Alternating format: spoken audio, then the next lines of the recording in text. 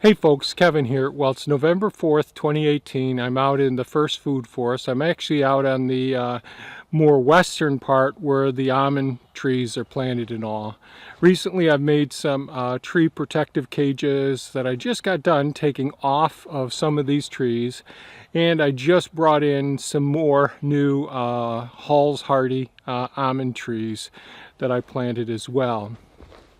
Last night, Bud from the tree service, he dropped off a load of wood chips. It was pretty hard to get into the area because we've had rain, not a lot of rain, but it's been pretty consistent. So the soil's pretty wet over there, but he was able to get me a load of the wood chips. And Thea was able to bring home cardboard from work over the last 2 weeks about. So I gathered up all that cardboard, removed the tree cages, put in the new almond trees as well.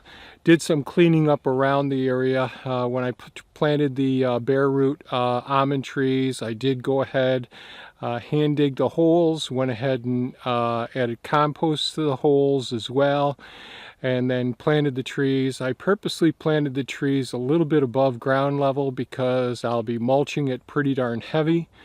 And this area will all gradually get built up over time, and I want to be mindful of the finish height of the soil around here. It'll be going up a little bit higher than what it is now, just a couple inches.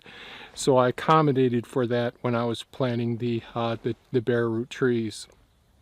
The bare root trees have already been professionally pruned by Stark Brothers, one of the places that I do get my trees from.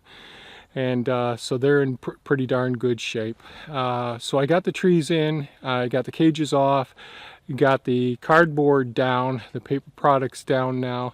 I'm going to go over, get some wood chips, put them down on top of it. So in a sense, what we're doing is we're sheet mulching around some of the nut trees in the food forest.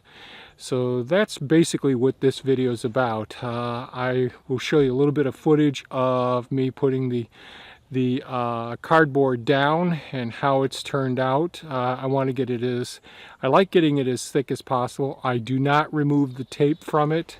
If in a year or two, when this is all broken down, when I work through the material, because I'll be remulching it as time goes on, and I'll pull this material back. If I find pieces of tape product, I'll pick them up and recycle those as necessary.